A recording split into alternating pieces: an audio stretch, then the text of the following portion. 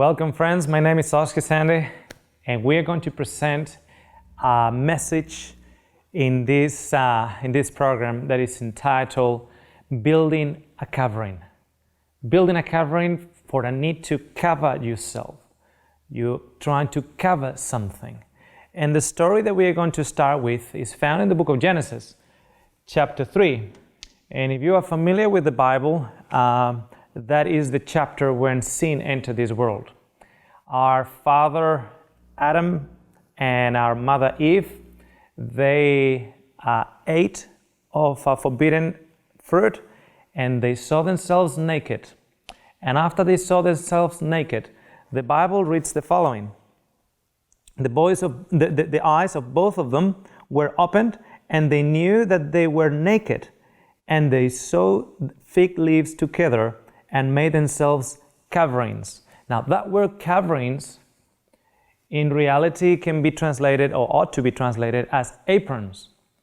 So, in previous presentations, we have actually mentioned to you how what propelled Satan to commit a rebellion and endorse a rebellion against God was a sense of unworthiness. He did not feel that he was worthy enough for God.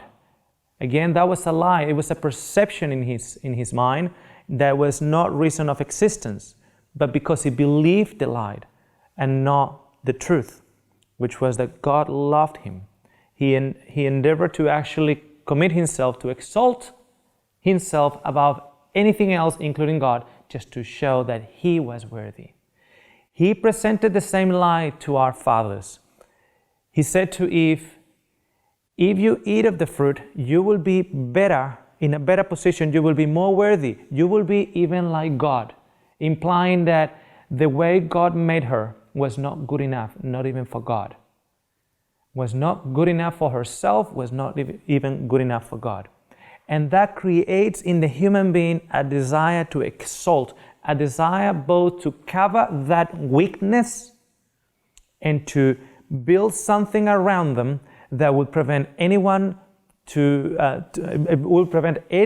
see that we are poor, wretched, miserable, blind, and naked. Now, when they saw themselves naked, they saw themselves unworthy because of what they had done. The natural instinct was to go and provide a covering. So they got these fig leaves and they made for themselves aprons. Now, significance because an apron covers the front, not the back. So if you're wearing an apron and you look at yourself, you see yourself dressed. But if you look at others, especially from behind, you actually see them naked. So this is actually a very human experience. We see ourselves good, we see others naked.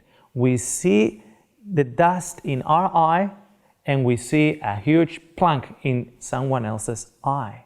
Jesus said it this way, why are you seeing the dust on someone else and you don't see the plank in your own eye? Why?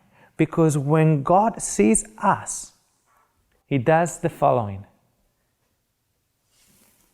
He looks from behind and He sees us naked. He sees our reality. Okay? We, in fact, are blind, wretched, miserable, poor, and naked. But our attempt to cover up is the goal of our lives as human beings. And we use different techniques to do so, different approaches, all to cover up that we feel unworthy, that we feel weak, that we know that we are not good enough. Or at least that's our perception, that we are not good enough for anyone, including God. And for some reason, we have to show to the world and show to God that we deserve salvation, that we deserve to be loved by our merits. Now, the Bible in the book of Revelation outlines a very pointy accusation from Jesus to the last Christians living in this earth. He calls them lukewarm people. They neither hot, neither cold. And when you think of an apron, this area here that the apron is actually covering is nice and hot because it's covering you, it's warming you up. But the back is cold because there's no covering there. So in a sense, wearing the apron is what I call the lukewarm Christian. The lukewarm Christian is the one that is covering himself, looking at the faults of others, and making sure that his doings are better than someone else. We do it in different ways. For instance, we need to make sure that in order to cover our low self-esteem or our sense of low worth, we have a very successful academic record in the school. If we do poorly at school with our grades, that actually implies that we are somehow less valuable. We actually say things to our children like this, you are never going to accomplish anything if you don't study. Nobody's going to employ you if you don't get good grades. If you don't finish your year 12, how are you going to earn a living? Do you think anybody is going to employ you and earn a living? No, you will end up just at a checkout cashier in a supermarket. We say things like that. Why? Because somehow we are living in a context of sin. And because we're living in a context of sin, our main driving force is to provide a covering for our nakedness. So we need to study hard and get good grades, and then get a good job, and then get a good husband or a good wife, and of course, good children. And our children also need to perform well, and our marriage needs to be successful, and our children's education has to be successful, and they have to marry in a very successful marriage with a very established partner. And your grandchildren have to be good, because everything is added to your own good, to your own covering. Imagine this. The seed that was in Satan, low self-esteem, that was planted in our forefathers, low self-esteem, is also planted in you, low self-esteem. So our reality, what we know of ourselves in front of the mirror when nobody's looking, the reality that we actually know if we stop to contemplate is that we have no worth. We are not good enough. We know that. We know that we're so full of mistakes. We know that we are so full of deficiencies. So the idea is, in this world of sin, to build blocks around us. And those blocks around us are forming a covering that will prevent anyone from the outside to look inside into our true reality, that we are wretched, we have a miserable experience, we are poor, blind, and in fact we are naked. So, my marriage has to be a good, healthy marriage. Even if it is not in the house, it has to be a good marriage on the outside. My children have to be good children. Even if I'm struggling with them in the house, they have to look good in the outside. My career has to be good. I need to make sure that there is a perception that I am earning a living with what I'm doing. My studies, my qualifications, my fitness attributes, my physical appearance, everything has to be available for me, and I'm working towards it because those items provide the building blocks of my castle, of my covering. So you won't have a peek into my reality and therefore bring me to shame. So, what happens if my marriage collapses? Wow, if my marriage collapses, then that means that one of those blocks that are actually covering my reality has been removed. And then people from the outside have the opportunity to have a peek inside and discover that I'm not such a good person as they thought or as I portrayed to be, that I am deficient, that I am a mortal man. Now, I am a health professional. I'm a nutritionist. I run health lectures. I run a clinic, a consultation in a medical clinic. I have video conferencing consultations.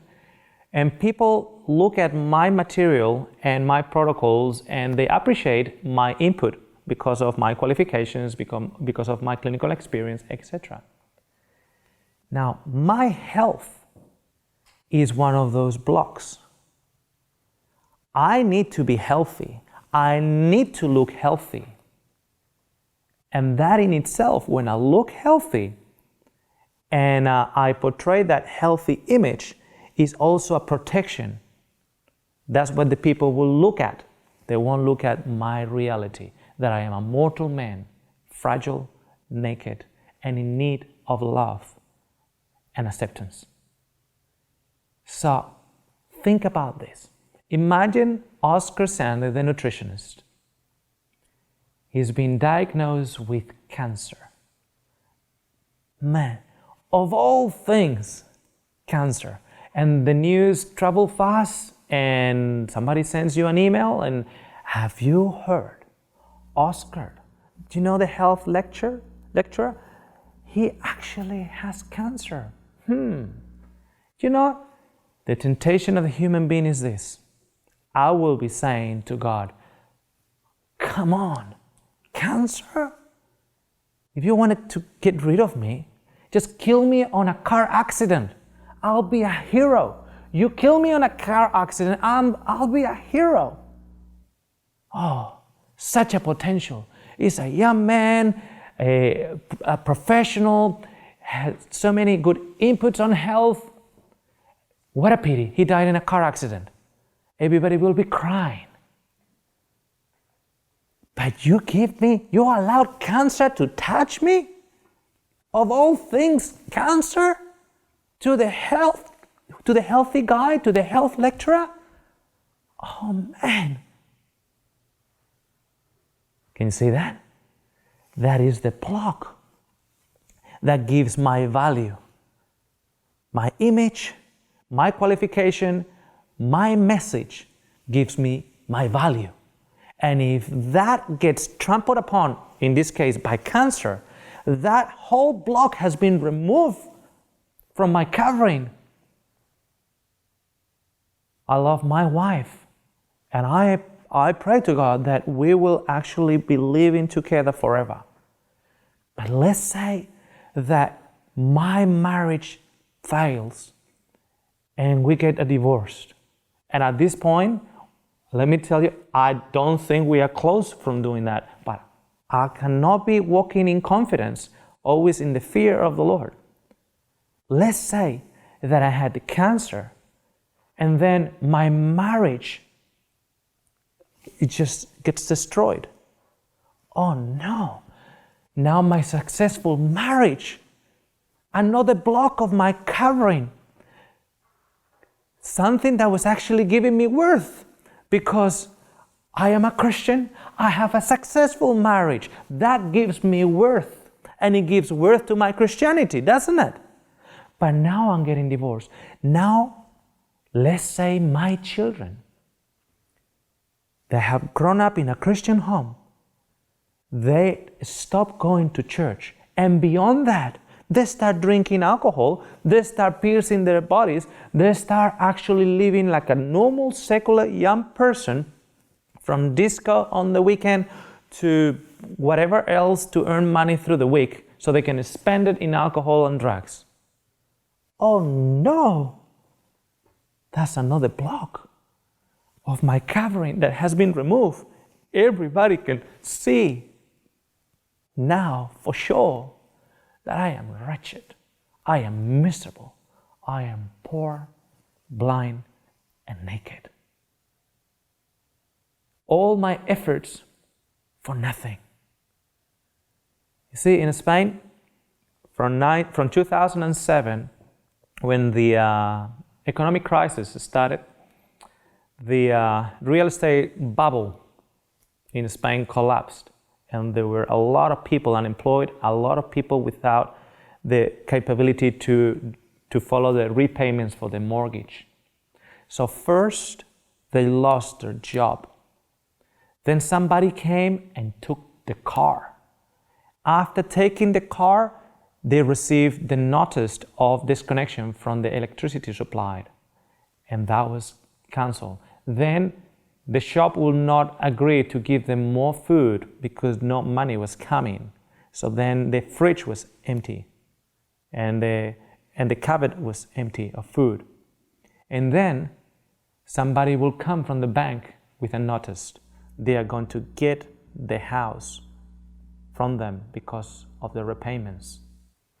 And many times, this has been broadcast in the news, that when the police with the bank representative will come to take possession of that house, if that house was like an apartment block, for instance, that person that lost everything will get near the balcony and jump down and kill himself. Why? Because everybody now can see the reality that I've been trying for so many years to cover, that I am wretched, miserable, poor, blind, and naked. That I am only a mortal man, a fragile man, in search of worth, in search of affection, in search of unconditional acceptance from someone that will not look at my achievements, but he will actually be there to pick up my pieces and heal me. They will kill themselves, friends, because the base of their existence had crumbled down. But do not be mistaken. This just doesn't happen out in the world. This happens in the Christian world too.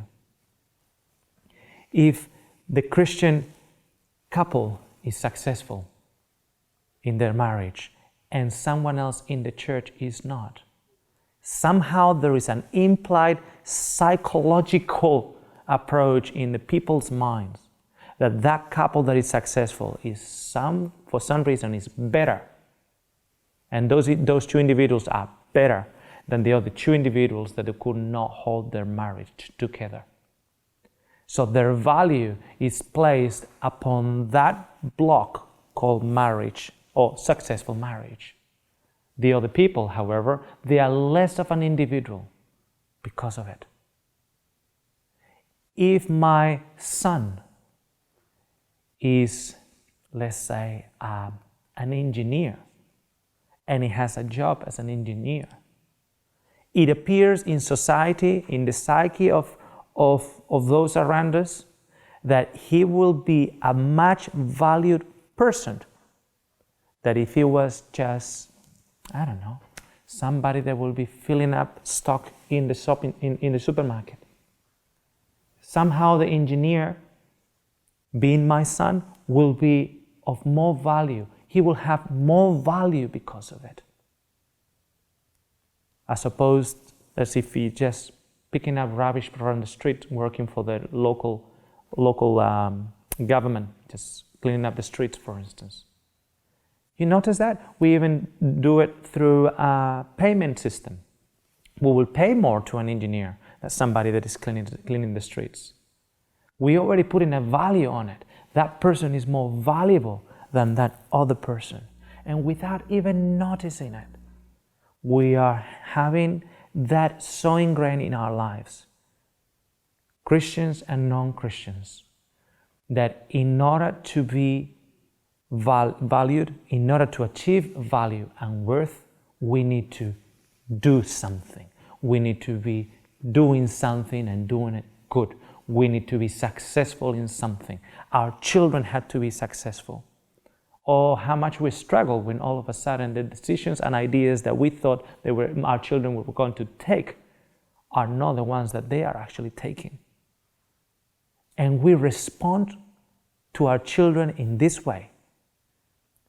When they go through ways that we don't agree with, and they are compromising the position of those blocks that form our covering, we say things like this: how do you do this to me? How do you do it to me? Why to me? Because I used my children as part of my covering. And now I use the success of my children as part of my covering. And because my children are not fulfilling my expectations and my perceptions, by their actions, they're removing a piece of my covering. So I actually taking it personal. Why are you doing this to me, to you, mom and I? Why are you doing it to us? Why are you removing my covering and showing my nakedness before everyone? We have to be very, very careful. I know many Christians that somehow have a much greater deal of theological knowledge than other Christians, and somehow they think or they perceive that as value. They think that their value is now based on the fact that they know more truths of the Scripture than the other Christian over here. And of course, when those truths are challenged, they feel very, very shaken, because that's their value as a Christian. And those truths cannot be shaken. Otherwise, their value gets shaken. So as we're building those walls, with those blocks around us, the thicker the wall, the more confident we will feel.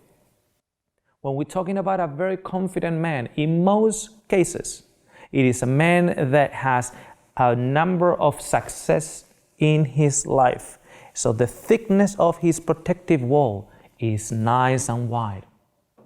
The thinner that wall, the more insecurity we will feel. The more fear we will start gathering, because the nearness of people being able to look at our nakedness. So the thicker the wall, the more confident. And then we sit on that wall and we feel confident of our existence and confident of our value. And it is at that position that Jesus looks at us and says, do you think you're actually in need of nothing? Do you actually think that you don't need anything? And you actually have forgotten, in your confidence on many things, in your own covering, you have actually forgotten that you are wretched, miserable, poor, blind, and naked. And it is at that point that Jesus invites us to gain real value. He says, come and I'll give you gold. I will give you gold. I will give you the real value. I will give you a covering, he says. And I will give you my wisdom, my vision, my eyes and understanding, rather than your narrow vision. So you can actually be able to see your situation and the situation of others in the right context. Not in the context of fear, but in the context of acceptance by a Heavenly Father. He reminds us that our value and our acceptance does not depend on our covering, our achievements, our looks, our physical impersonations, our weight or our muscle, our successful marriages or our successful diets, a successful dress, whatever it is, that is not what it means to be accepted in the beloved kingdom of God. A couple of years ago, a farmer, friend of mine, came to see me. He was driving this quad bike, this four-wheeler, and he said, "Oscar, can you give me a favor? Can you come with me in the bike? I need to go to the other side of my property. Over there, there's a tractor that I need to bring back. So I bring the tractor and you bring the bike." And I said, "Sure, I'll help you." So as I got in the bike, at the back of the bike, he says to me, "Oscar, I need to tell you that there is a dead calf hanging from the forklift of the tractor." And I looked at him and said, "All right, no worries, I can handle that." And he says, "Well, I have skinned that calf, and I have taken all the skin off. So it's just the calf, all the flesh, and it's hanging from that forklift." And I said, "All right, I can handle that." So he took me. I was sitting at the back of his bike, and he took me to the other side of his property. And sure enough, there was the tractor. And as we were getting closer, sure enough, that was the calf. It was hanging from the forklift of the tractor. And it was just, the skin had been removed, so it was just flesh and blood all around it. Then, as I contemplated that image, he just called for my attention to the jars. And he said, "Look at this, look at this." So I looked inside the jars and I saw the following. I took a photo with my mobile. I saw a mother and I saw a calf. The mother was a first time mother. I forgot now what type of cow she was, but obviously she is brown, and the bull was black. The bull was Angus bull, and she was brown. And there was a calf there. I don't know if you can actually see it, but on the corner towards the left, there's a little calf. And the calf was going to the cow, and it was drinking the milk from the cow. And as I was paying attention to it, I don't know what it was, but I felt that something strange was around that calf. And he goes, "Can you notice anything?" I said, "I don't know, there's something strange on that calf." And I'm going to show you another photo of that I took also on my mobile. That's the calf by itself. And I said, "There is something strange." And the farmer came to me and said, I am a very good tailor." I said, "What do you mean?" I said, "Pay attention to it." And as I paid attention, I started seeing some foldings on the skin of that calf. He told me the story. The calf that died, that was hanging from that tractor, that calf was born alive, but then he died. And it was the calf, the natural calf of that brown cow that we saw in the image. On the other hand, that living calf there was born, and as soon as he was born, the mother died. So he became an orphan. So what this farmer did, he actually got the skin out of the dead calf, the one that was born alive and then he died. And he got that skin and he put it around the orphan calf and sewed it together and left it there. Then he put the orphan calf with the mother that had lost her own son. And the little calf was coming close to that mother, and the mother started smelling that calf. And when she recognized the smell of her own son, she allowed that calf to take the milk from her. Friends, there is nothing that calf could have done in terms of his personal achievements in order to get accepted by that cow. Nothing. She will only like to accept the one that was her son. Maybe that living calf, maybe it was a much better looking one. Maybe it had much better body and potentially better meat. Maybe it was much good looking than the one that died. It doesn't matter. It actually doesn't matter. The only reason why that little calf was accepted is because that calf had the covering of the dead one. That was the only reason. Not merits upon that calf, but rather upon the one that died. All those blocks that are forming your covering, all your disappointments in life do not take away the value in front of God. If you accept His gift and you accept His covering that is bestowed upon you through the same sacrifice of Jesus Christ that died naked like that calf and offered to you His covering so you can actually be called a son and a daughter of God, that is the only merit, and it's not even yours, it's His. That is your only value, and it's not even yours, it's His. Your value is not on yourself. Your value is the eyes of God upon you.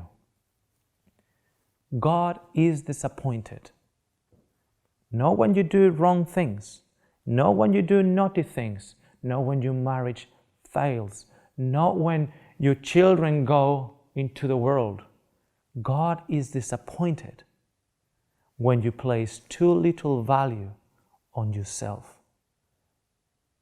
Because if you ever forget how much you are worth, the only thing that you need to do is look at Calvary, because in Calvary you can see how much He has paid for you. Don't think of yourself and your value according to your own eyes. Look at yourself and your value according to His eyes. He has paid it all for you. You are valuable in His eyes. Your Father thinks that you are valuable. Broken as you are, wretched, poor, miserable, blind, and naked as you are, He wants to give you value. The truth will set you free. The truth of the love of God unconditionally towards you, without counting your merits, but only counting His. I am hoping that you are accepting that covering and be able to be accepted into His arms. Thank you for your attention.